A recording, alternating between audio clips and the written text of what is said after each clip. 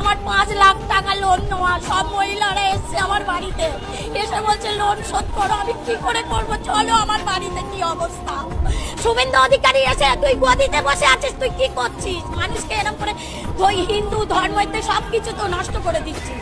আমাদের ঈদটা করতে দিক, আমরা গরুগুলো বিক্রি করি, কিছুটা যেন অন্তত মুক্ত হই। মুসলিম বা তারাও হিন্দু, তারা তো মিশছে একসাথে, আমরা তো একসাথে আছি। তারা কোনোদিন দেনদারি করেনি কি কারু আমাদের গলা ধাক্কান দিইনি।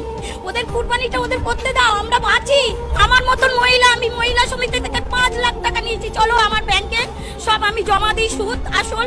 কি অবস্থা হচ্ছে, আমার স্বামী ভ্যান কাটে, ভ্যান চালায়, আমরা এইভাবে বাঁচি। তাহলে আমাদের বাচ্চা কাচ্চা সব আছে, তাহলে আমরা কি করে খাবো?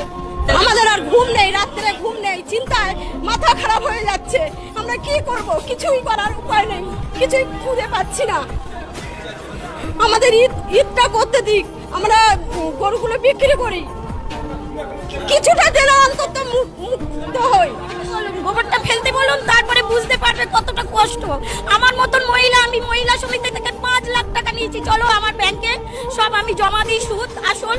কি অবস্থা হচ্ছে, আমার স্বামী ভ্যান কাটে, ভ্যান চালায়, আমরা এইভাবে বাঁচি। তাহলে আমাদের বাচ্চা কাচ্চা সব আছে, তাহলে আমরা কি করে খাবো, কি করে করব?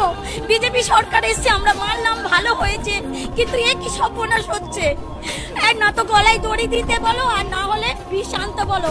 বিষ তো ফ্রি পয়সায় পাওয়া যাচ্ছে। দেখা তো ও গরু লাগাচ্ছে, কোন আক্কেলে ও খাওয়া দিতে পারবে? এককাল গোবর ফেলতে পারবে? ও 1 লাখ টাকা করে পাবে, আমরা কি পাবো? আমরা কি স্বামীকে খাওয়াবো? আমরা কি স্বামীকে খাওয়াবো? আমরা বাচ্চা কাচ্চাকে কি খাওয়াবো? ও তো বাচ্চাকে হোস্টেলে দিয়ে মানুষ করাবে, আর আমরা কি দিয়ে মানুষ করাবো? আমরা খেটে খাই, গোবর ফেলে খাই, এই তো খাটার ধুয়ে এসছি। আমরা ছেঁড়া জামা পরে ঘুরে বেড়াই, আমরা ভদ্রভাবে নয়, আমরা লেখাপড়া জানি না। ও কি ও তাদের সরকারকে বলো আমাদের এবারটা মুকুব করে দিতে বলো। আমার 5 লাখ টাকা লোন নেওয়া, সব মহিলারা এসছে আমার বাড়িতে, এসে বলছে লোন শোধ করো। আমি কি করে করবো? চলো আমার বাড়িতে কি অবস্থা, আমি কি করবো আমি ভেবে পাচ্ছি না। আমার স্বামীর আগে চলে ভ্যান নিয়ে বার হয়েছে বলে আমি কাটালে ঢুকবো না। কি করবো? আমার গরুগুলো খাওয়া দিতে পারি না, একটা তরকার বিচুলি আয়লা দেয় না। 3 লাখ টাকা আমি ভুষির দোকানে, চলো আমি তোমাকে দেখাচ্ছি, খাতাপত্র সব বার করে রেখে দিয়েছি। আর রেখা দিদিকে বলো তুমি জিতেছো, ভালো হয়েছে, তুমি মানুষকে উপকার করো। মুসলিম বা তারাও হিন্দু, তারা তো মিশছে একসাথে, আমরা তো একসাথে আছি। তারা কোনোদিন দেনদারি করেনি কি কারু আমাদের গলা ধাক্কান দিইনি। ওদের কুরবানিটা ওদের করতে দাও, আমরা বাঁচি। আর না তো এসে ওকে গোবর ফেলতে বলো, গোবর ফেলতে বলো, গোবর ফেললে তাহলে বুঝতে পারবে আমাদের কি অবস্থা।